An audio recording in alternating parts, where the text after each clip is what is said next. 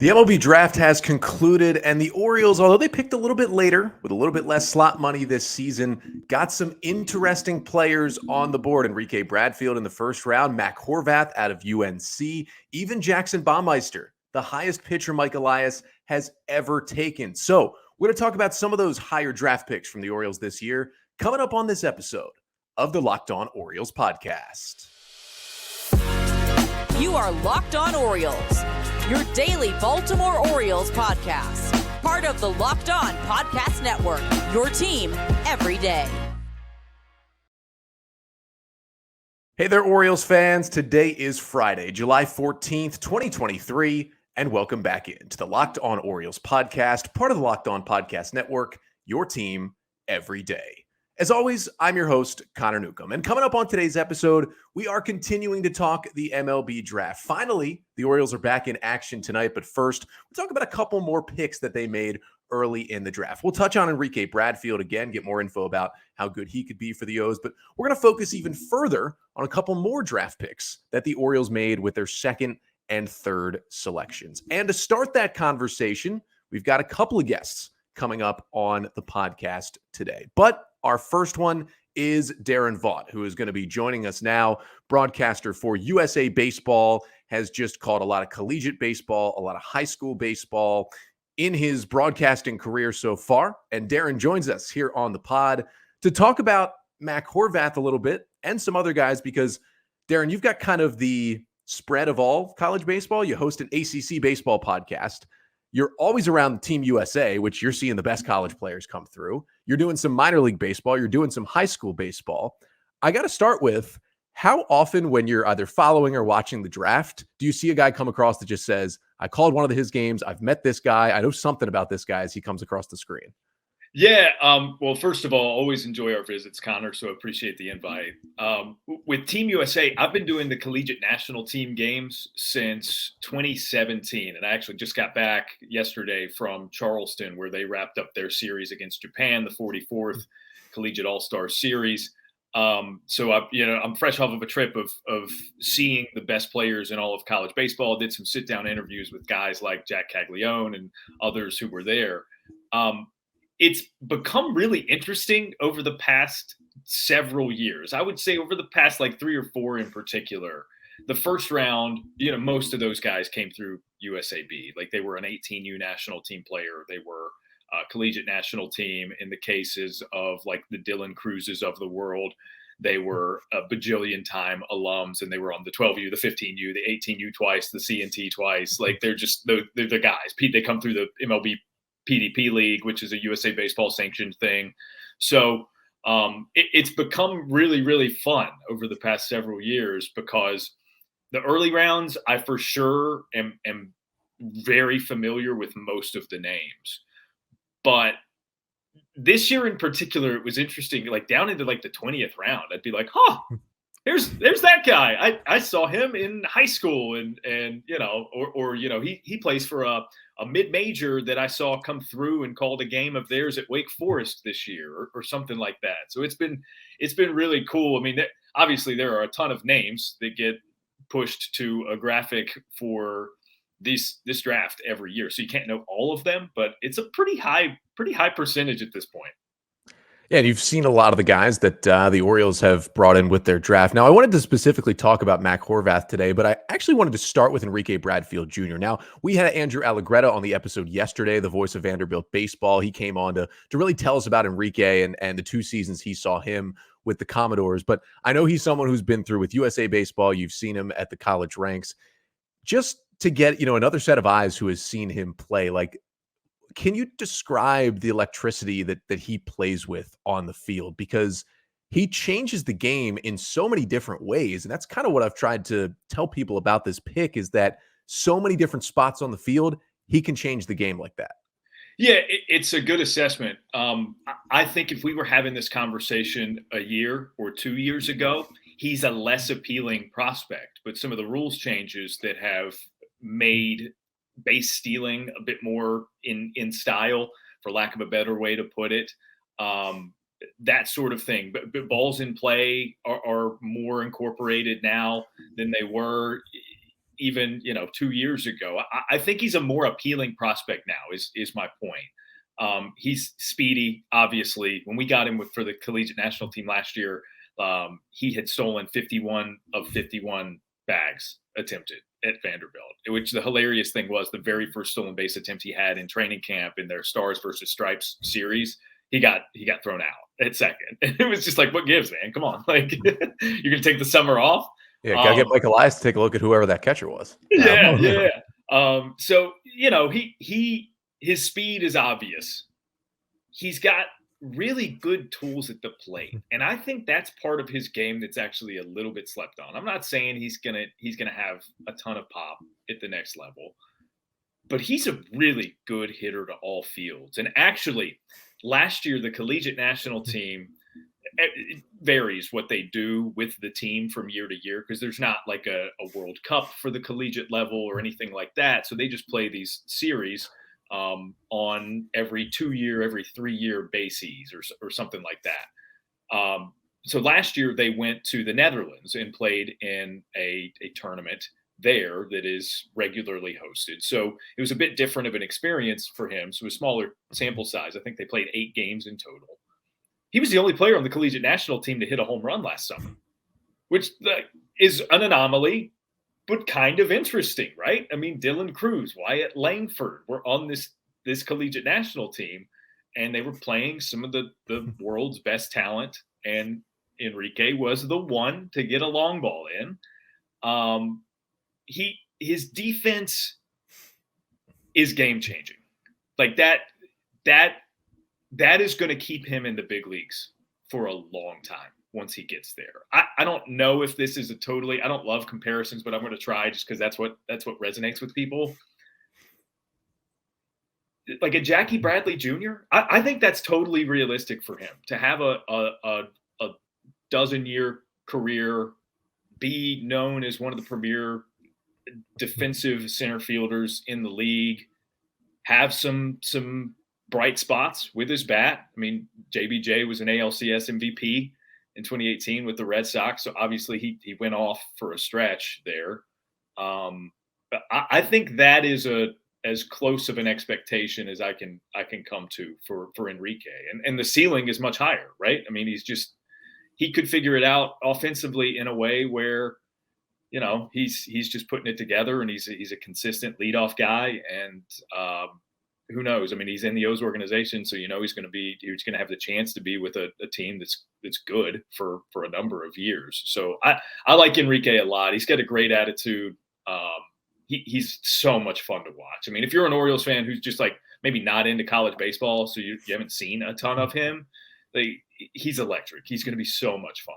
Yeah, and the great thing is, and I've talked about this week on the pod a couple of times, is that the floor is so high for him because the defense, the speed is going to be there. Even if the bat never gets to the point where he's like consistently a well above league average hitter, he's going to be, like, to break it down numbers wise, like a 2 to 3 WAR player, even if he's just an average hitter every single year. I think so. And I mean, Kevin Kiermaier for the Rays has had a ton of value for a long, long time and was not a spectacular hitter, but his speed and his defense were there.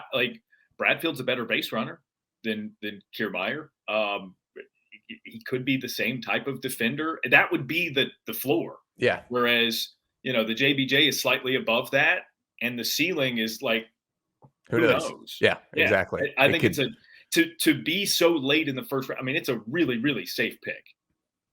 Yeah, it's a fun pick because he brings the electricity. Safe but fun. On Safe the field is, as well. Yep. Yeah. Safe not to say that it's boring. Yeah, it's kind of a nice combination there, the safe and fun pick. But the Orioles with their second pick did go a little bit of a different way. They went for a more of an Orioles style, Mike Elias, Brad Selig style pick with Mac Horvath out of UNC, and had you on to kind of talk about him as well. I mean, listen, he had a 20-20-20 season, which is more than 20 doubles, more than 20 homers, more than 20 stolen bases this year with UNC, over an 1100 OPS, right-handed hitter, also has versatility defensively, just from watching him play in person on TV with UNC, with the other things you've seen him, like, what kind of player can he be? Because the one thing I did notice about Horvath, it's very much like exponential increase for him year by year so far in his talent and his numbers.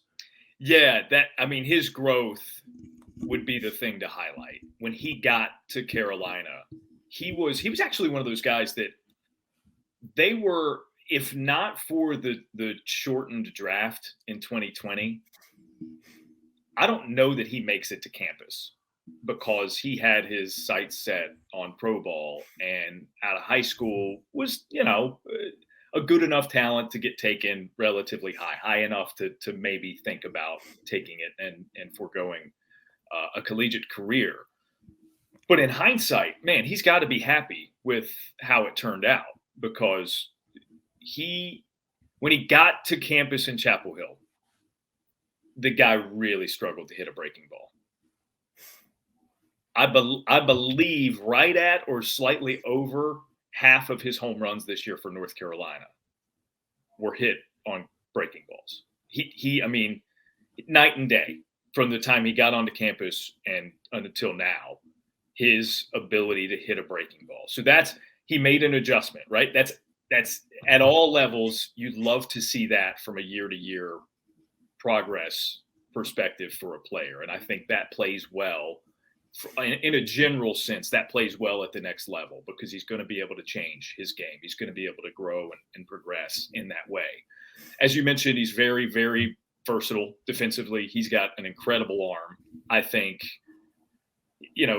he's interesting in that he does it both ways. Like at third base, he'll kind of do the infielder underneath the shoulder, but he can reach back and let it rip overhanded. If he's throwing into a cutoff from the outfield. So I think he's malleable, which is a good thing defensively. He can sort of be whatever you want him to be, coupled with Vance Honeycutt in center field this past year. Whenever he was out in the outfield, North Carolina had one of the best defensive groups out there in the country, because he's speedy. And I think that gets overlooked because he's been on the same team as Vance Honeycutt throughout his college career.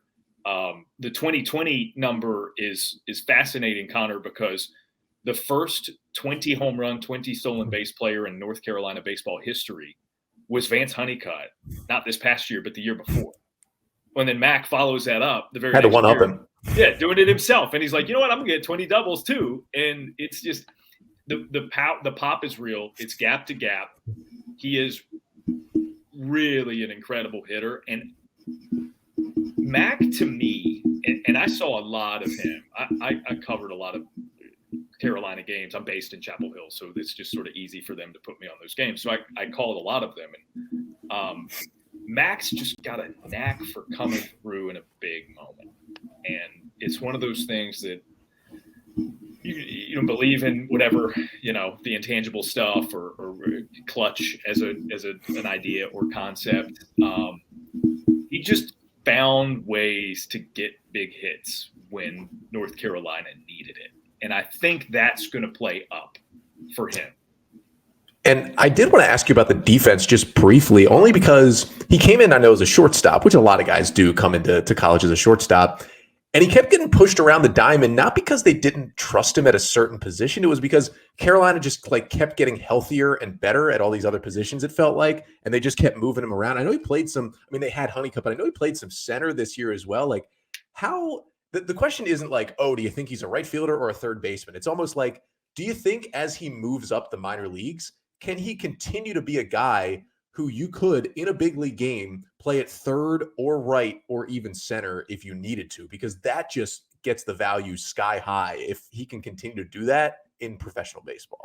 Yeah, it's a good question. I think it largely depends on the organization. If I was to guess based on what we know about the Orioles, if the ability stays and adapts proportionally to the level of play to do that, they would probably keep him in a role where he can bounce around and be a utility guy. But I think the real appeal there too is if you want to pigeonhole him, you can do it wherever. And I'm thinking of another North Carolina prospect who made his big league debut with the Dodgers this year, and Michael Bush. Bush is a second baseman for the Dodgers. He was North Carolina's everyday first baseman and occasionally would play in the outfield. Like he was an undersized first baseman with some good ability defensively, And the Dodgers were able to just sort of kind of put him wherever they thought it was going to best fit for their future lineups. And Mac's totally that kind of guy. Like, if the Orioles were to need a second baseman, he could be a second baseman by the time you get him up to the big league level. He could be an outfielder that certainly has the ability to play center field and patrol. So I don't know. It's interesting. I think maybe he projects best as sort of like a middle infield, outfield prospect that mainly would be at second base. And I'm not saying that because of, a need to put him at second because of his arm or whatever.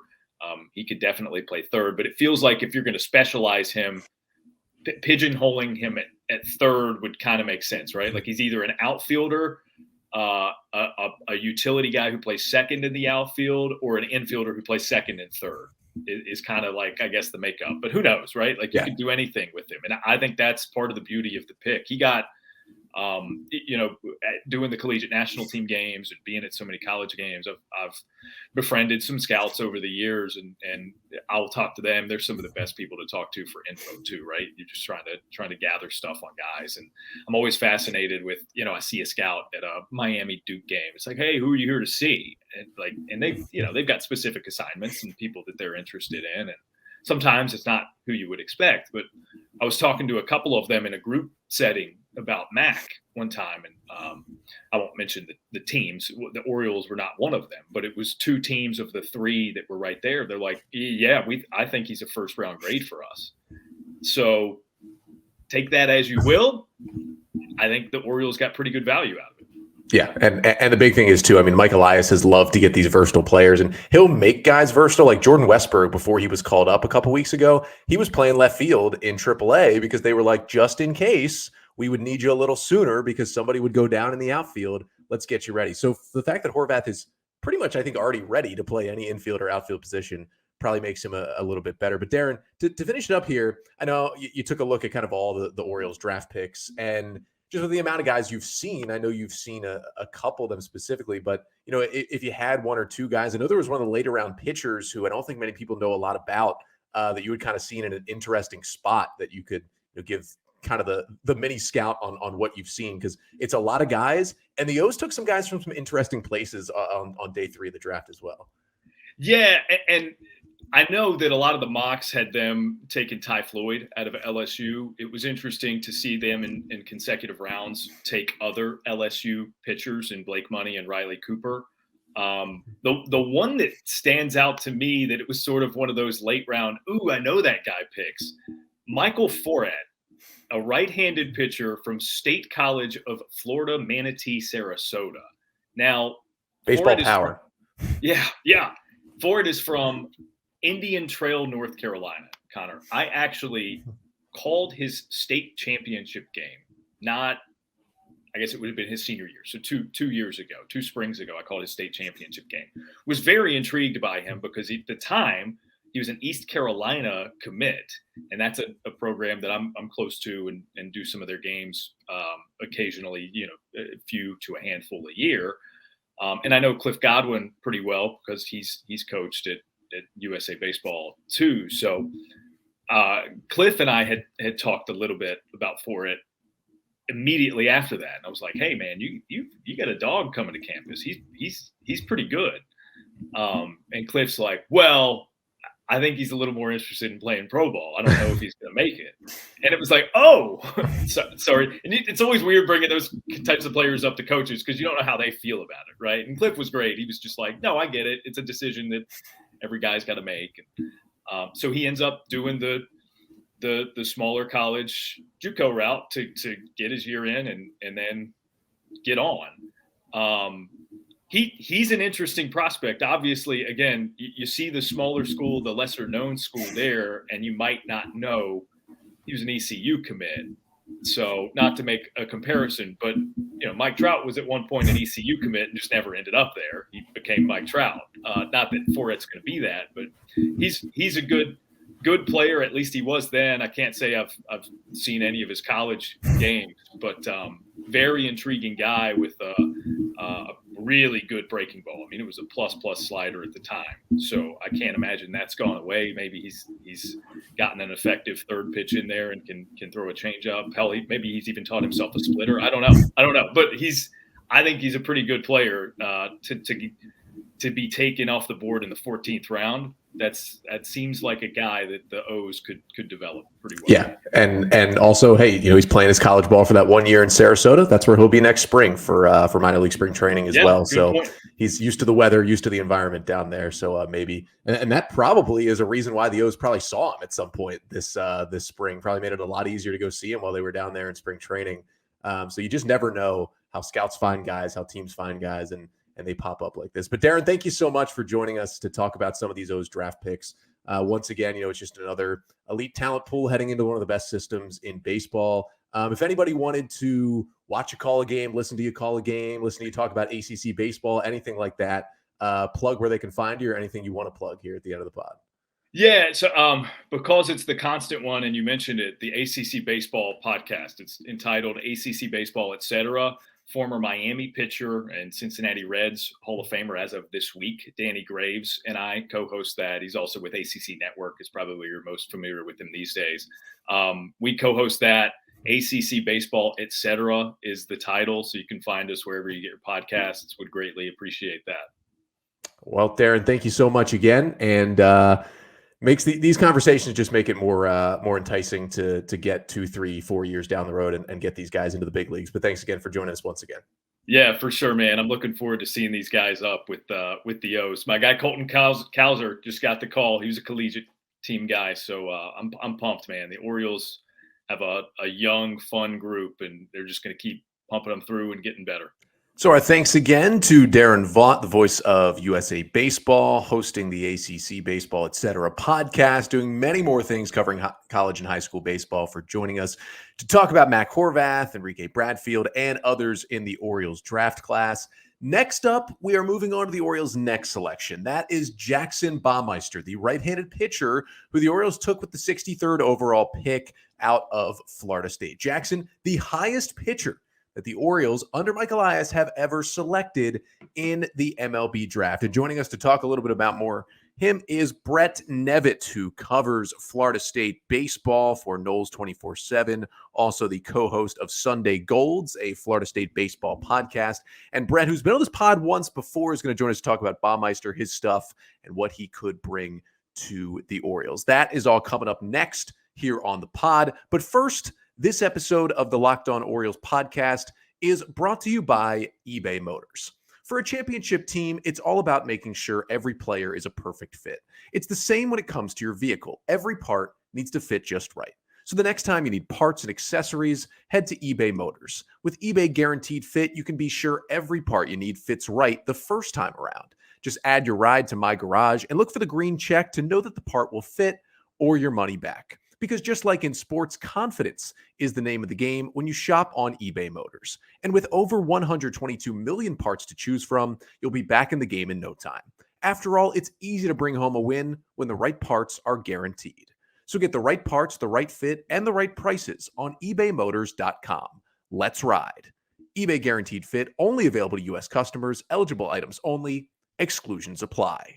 All right, so we are joined once again on the podcast by Brett Nevitt, who covers Florida State baseball, host of the podcast Sunday Golds, which covers the team as well. And Brett, first of all, thank you so much for hopping on the podcast once again. Yeah, thanks for having me. Good to be back on here for a second time. Yeah, so we're talking about a Florida State pitcher that the Orioles drafted this time, although I will say much, much higher in the draft. I believe we discussed Connor Grady the last time you were here, but this time is Jackson Baumeister, who the Orioles take with the 63rd overall pick in the draft this year, highest draft pick for a pitcher in the Mike Elias era for the Orioles. So they certainly targeted Baumeister as their guy. So kind of the first question is open-ended for you. If someone asks, give me the quick elevator pitch on Baumeister as a pitcher, what does he throw? And, what kind of stuff does he like to go to in big situations? Yeah, I think the pitch on Jackson is that, he's still young as a pitcher and he's still learning this. I mean, I think he only made 14 starts in college and, he was a hitter and a catcher, a lot of high school as well, kind of did both and didn't really start focusing on just pitching until he had an injury late in his high school career. I think it was some sort of knee injury or something like that. And then, Jackson had a kind of, pretty inconsistent freshman season and a bit of an up and down sophomore season. But when he was really good, it was good. It was a dominant college pitcher. The good starts, you go and look through, it's 6 innings, 1 run, 10 Ks, and then, there'll be a bad start and then another really good start. So, I think Jackson was still kind of just still learning how to pitch and how to start this year. And I think the biggest thing with Jackson is the fastball. It's fastball quality. He gets a ton of extension down the mound, and the fastball misses a ton of bats at the top of the zone. I think the big thing with Jackson will just be consistency of the off speed and being able to land the off speed and maybe making some pitch changes, shape changes to the curveball. But Jackson's got a really high ceiling, and like I said, he's still young on the mound, and there's still a lot of growing for him to do. And he's a really good kid too, that really enjoys baseball, gets baseball, breathes and eats baseball all the time. So I'm sure he's really excited. Yeah, and I know for him, the fastball is like the pitch. You kind of talk about other pitchers in this draft. You ask, what's the strikeout pitch? You might discuss their curveball or their slider. It seemed to be his fastball. It plays up. It's up to 97. When he would go to the off speeds, and we know for a 20-year-old, they're still going to have to work on their off speeds. Like, what do you think the off speed was that he had the most confidence in when he would go out there? Yeah, I think on the really good starts, it was the curveball. And the thing with Jackson was that you could kind of tell early on in starts if he would have it or not. And it's just, if he's getting it out in front and he's landing it and getting it to the bottom half of the zone where he can tunnel it off the fastball up in the top part of the zone, then he's got a chance to have a really good day. He didn't throw the changeup a ton this year. He does have the changeup, and I would say that's his third pitch. I do think the changeup can be an average to a bit above average pitch. There were times this year when he would throw it in the bottom part of the zone against lefties that it would really fade to his arm side. So I'd like to see him keep developing that. But I think the curveball is the one that he wants to use the most. He tried to add a slider this year. It kind of started in the Cape League over the summer, and then he tried to kind of bring it into this year. But as the year went on, that pitch kind of diminished more and more. He just never really kind of figured out exactly how he wanted to shape it. So I don't know if that's something the Orioles will try to get back in the mix for him. But the big downer curveball is really what he wants to try to be using. It's just the consistency of that pitch and being able to land it over and over again. Yeah, and for him, he had the big strikeout numbers. We know he had the ERA right around 5. Some of that is the offensive environment in college baseball this year was absurd. I've been telling listeners, basically just chop off a run off everybody's ERA this year, and that kind of gives you a better picture of what kind of pitcher they were. But what do you think was his biggest step made between 2022 and 23 that got him to a point where I think everybody knew, like, probably first 3 rounds at the least, he was going in this year's draft? Yeah, I think Jackson, he just did a better job of attacking with the fastball. Last year, the fastball's always been quality, but last year he just didn't command it as much. And this year I thought Jackson, for the most part, did command the fastball. And just the times that he had issues, it was because of a lack of command with the off speed. But I felt like all year he had the fastball. And even in the starts that he did bad, he would kind of cruise through the first 2 innings with the fastball and just blow it by guys. But once they were able to time it up and he wasn't able to then get to the off speed was when he would get hit. But when he had, the ability to even just throw the curveball in the zone and show it over and over again, the fastball is not going to get hit. And I think that confidence for him kind of grew and grew throughout the season as he had good starts against, TCU was a really good start for Jackson early in the year. Clemson was his best start ever and the best I've seen Jackson look. And that's probably the version of him you want to get, and that's the upside that Jackson presents. But just the ability to get the fastball in the zone over and over again and miss bats with it and had confidence in it that, here it is, try to hit it, and you're probably not going to because it's a really good pitch. So the last thing I want to ask you, the Orioles take him 63rd overall. It was a competitive balance pick in between the 2nd and 3rd rounds. That slot value's around, I believe, $1.2 million for him. Now, he is a guy who, is a younger player, younger sophomore player, could come back and, if he wanted to, pitch 2 more years, I believe, at Florida State if he really wanted to. You being around this program, covering Florida State baseball for a long time, do you feel that there's any concern, at least on the Orioles fan side, of, should they be concerned at all that the O's can't meet his number, that he could come back to Florida State. I do know the Orioles are prepared for him and then potentially Mac Horvath, who they also took right around there, to go a little over slot with those guys. Do you feel at that point they should be able to sign Baumeister? Yeah, I know, most of the summer, I think there was a hope from Florida State's side that they may be able to get Jackson back. Because like you said, he's a sophomore eligible guy. He'd have 2 more years, and he would probably be the Friday starter next year for Florida State. But at the same time, this was kind of a bat-heavy draft and not a ton of arms. And like you mentioned, the college hitting environment this year and just not many guys having good years.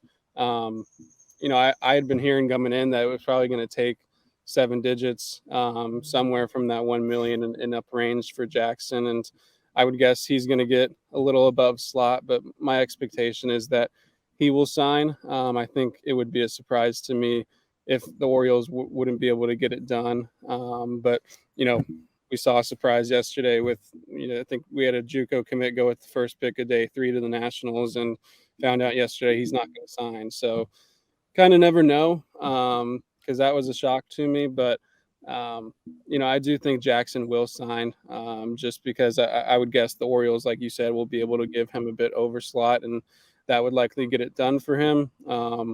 I guess the only reason he wouldn't would be because of the high caliber prospect he was out of high school, and maybe the chance to get more, but it's going to be another year. He's going to be 22 next year already. So I do think he'll sign. Yeah, it seems like the O's got a good one. Listen, they have not picked pitchers high in the draft under Mike Elias. So for them to go with the 63rd pick and go get a guy like Jackson, they see a lot in him. So it is definitely exciting for him coming to Baltimore. Brett, thank you so much for joining us again. And hopefully in a couple years here, we can see Jackson Baumeister in the big leagues in an Orioles uniform. So thanks again to Brett Nevitt for joining us to talk about Jackson Baumeister. Interesting to kind of hear about his stuff on the mound and what he could potentially bring to the Orioles. It's exciting for the O's to finally go get a pitcher this high in the draft and have that upside be so high for a guy like Baumeister. And I'm very intrigued to see him start to pitch in the Orioles system. We're going to finish up today's episode with a couple of Orioles news and notes, and then preview baseball being back for the second half, the series between the Orioles and the Marlins. But first, this episode of the Locked On Orioles podcast is also brought to you by Bird Dogs. Bird Dogs, the most comfortable shorts or pants you will ever own, you will ever wear in your entire lives. That's coming from me. I've got 2 pairs of the Bird Dogs. And let me tell you one thing. I wish I had 7 pairs, because I wish during the summer I could wear them every single day of the week. The Bird Dogs, they make you look good. The stretch khaki shorts are designed to fit slimmer through the thigh and the leg to give you that sculpted look. But even better for me, and I like looking good in these shorts, but even better is the fit. They fit so well, and they feel so good. They've got this fabric that kind of feels like athletic shorts mixed with nicer shorts. You can wear them to any occasion. And Bird Dogs uses anti-stink sweat whipping fabric that keeps you cool and dry all day long. So when it's 95 and humid, like it is now in Baltimore, put on the Bird Dogs and you will be feeling cool. So go to birddogs.com/lockedonmlb or enter promo code LockedOnMLB for a free Yeti style tumbler with your order. That's birddogs.com/lockedonmlb or promo code LockedOnMLB for a free Yeti style tumbler. You won't want to take your Bird Dogs off. We promise you that. So we're back here, just me, Connor, to finish up the pod. And we'll start with a little series preview. Orioles and Marlins coming up this weekend. Remember, the O's are back to start the second half, and you can listen to the Orioles home radio broadcast of every game this weekend between the O's and the Marlins with the SXM app through SiriusXM. Just download the app and search Orioles. But it's O's and Marlins this weekend, 2 of the biggest surprise teams, I would say, in baseball this year. And that is how the O's opened the second half at Oriole Park at Camden Yards. The Marlins 53-39 at this point. They are second in the NL East. Their new manager, Skip Schumacher, has done a great job with this team. Now, there has been some luck involved because the Marlins actually still have a negative run differential. Their Pythagorean win-loss record is actually 45-47. They've got a -5 run differential, but they've won a whole bunch of one-run games. That's kind of been their specialty this year, and it's gotten them to where they are, which is right in the mix of the playoff race, 14 games over 500. at the All-Star break. Now, in terms of who to look out for on this Marlins roster, obviously number one is Luis Arraez. He was an All-Star for the Marlins, chasing a 400 batting average this year after he was traded over to Miami from the Twins in that Pablo Lopez for Luis Arraez swap this offseason. Arraez right now is hitting .383. Now, doesn't hit for a lot of power, only 3 homers, but he hits and hits and hits and hits. And it's going to be interesting to see him with that vast left field. He likes to pepper the ball the other way. He could really take advantage of the new Camden Yards. However, other than Luis Arraez, not a lot of Marlins having an amazing offensive year. The other one would be their other all-star in Jorge Soler. He's kind of been mostly a DH for him this year. And although he's only hitting .254, he's got an .876 OPS because he has 23 home runs, which by far leads this Marlins team. Only 2 other hitters are in the double digits for the Fish this year. He has really been great. It's kind of been the 1-2 punch of Arraez and Soler leading this offense. Jesus Sanchez has been solid. Brian De La Cruz has been all right. But other than that, they haven't gotten a lot of offense from some of their other guys. On the pitching side, we'll talk about their starters in a bit. But in the bullpen, AJ Puck, who they traded for this year, has kind of been their closer. He's got 15 saves, but he does have a 4.03 ERA, so you can get to him at times. Tanner Scott, the former Oriole, has been really good this year with a sub-3 ERA. And then other guys they'll go to late in the game are guys like Dylan Floro and Huascar Brazoban, who really do have some good stuff at the back end of that bullpen. Now, in terms of the pitching matchups this weekend, it starts with a Friday night showdown, 7:05 p.m. Eastern time at the Yard. Orioles 54-35 coming out of the All-Star break, and they send Dean Kremer back to the hill. Dean Kremer, who's really coming off one of his best starts of his career. I mean, what he did the last time on the mound looked like a completely different version of Dean Kremer. Maybe his best start ever was against the Yankees on July 5th. 7 innings, 1 run, 10 Ks, and just 1 walk in that one. Kremer has a 4.78 ERA in 18 starts so far this season. We'll see if he can keep that up. On the other side, it's Sandy Alcantara, who won the NL Cy Young Award last season. The 27-year-old righty for the Marlins has not really been exactly the same this year. In 18 starts, he's got a 4.72 ERA. Just hasn't at all been the same pitcher. Now, he still pitches somewhat deep into games, but not as much as he was doing last year. He's giving up more hits. He's striking out less batters. Just hasn't really been that same guy. Now, his last start before the break was a good one. 6 2/3, 1 run, 5 Ks, no walks against the Phillies. But he's been a lot more vulnerable so far this season. On to Saturday, another 7:05 p.m. Eastern time start. I'll be in the ballpark for that one. So if you'd like to come over and say hi, just reach out on Saturday. It'll be Kyle Gibson who goes for the Orioles. And Gibson also coming off a really good start after he had 3 straight pretty bad starts. The Orioles veteran righty kind of turned things back around right before the All-Star break for the Orioles.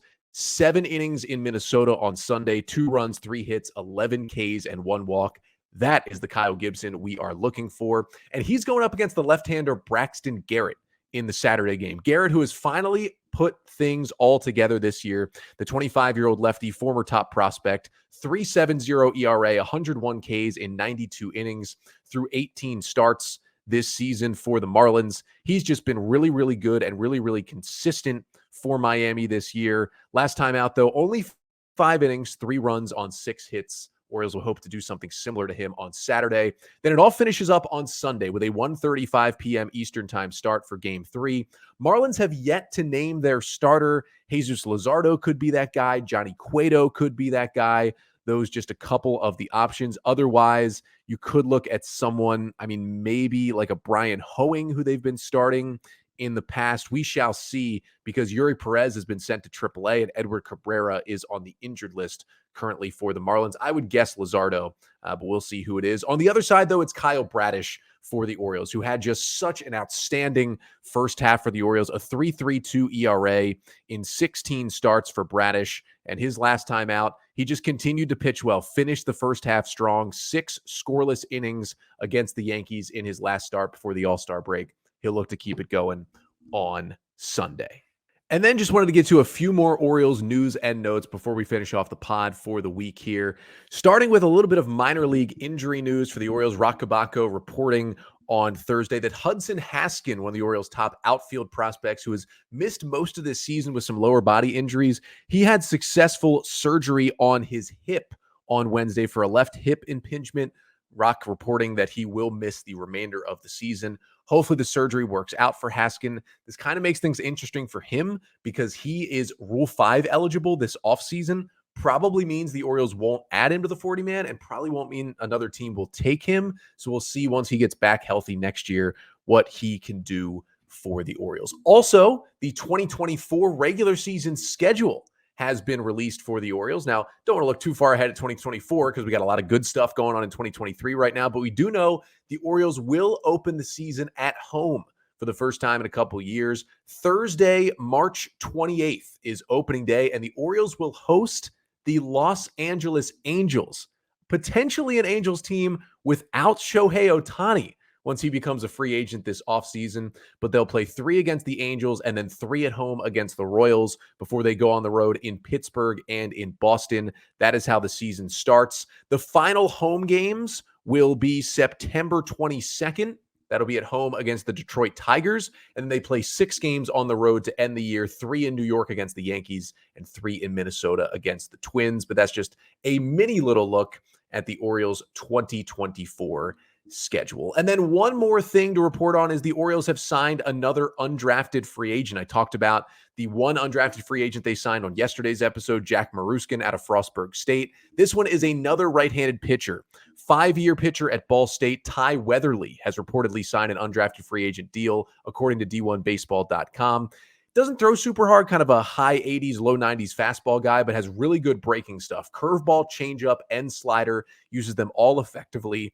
Did have a 6.82 ERA in 67 innings at Ball State this season, but 74 strikeouts in those 67 innings. Also had a pretty good outing in the NCAA regional for Ball State this year. His brother is a left-handed pitcher in the Rockies organization, and it was a 3rd-round pick a few years ago. So just another guy that the OC probably has this good breaking stuff. See if they can kind of tweak something and get him into at least a solid minor league pitcher and potentially more. And then the last thing we have to get to, of course, and I'll talk about this in much more detail in the coming weeks, the statement put out that initially was just from Wes Moore, the Maryland governor.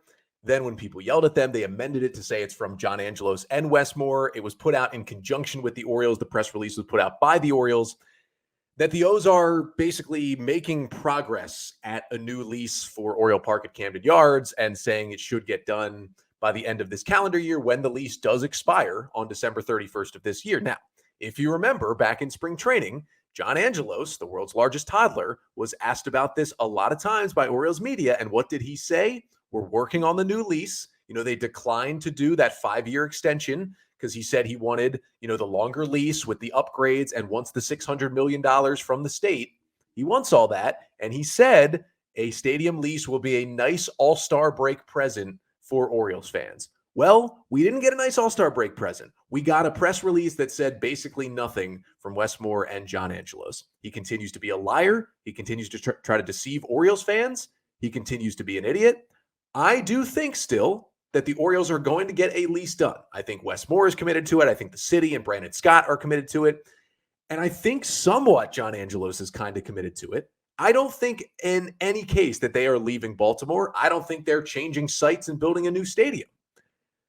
I do think, though, that the Orioles have a doofus running this team from an ownership perspective who doesn't care about the well-being of the team or of the fans and just wants his own concert venue so Carter Faith can play her shows. That's what I think at this point about John Angelos. Do I think it'll get done? Yes. Is it incredibly annoying and insulting that it hasn't? And John Angelos, for about the 80th time this calendar year, has said something and it turned out to be a complete lie? Yes, it is very annoying and insulting.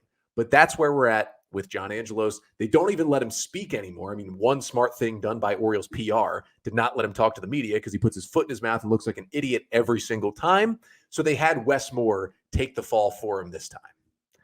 What a great org we've got running over here. Luckily, the play on the field is much, much better than anything they're doing at the ownership level. So enjoy the play on the field. It's back tonight. Orioles and Marlins, 3-game set at Camden Yards. I'll be there Saturday if you want to come say hi, getting that sweet, sweet Orioles soccer jersey, hoping for an Orioles series win at home against the Fish. And then I'll be back with you on Monday, recapping the entire weekend of Orioles baseball between the O's and the Marlins. But until then, I'm Connor Newcomb, and this has been the Locked On Orioles podcast, part of the Locked On Podcast Network. Your team every day.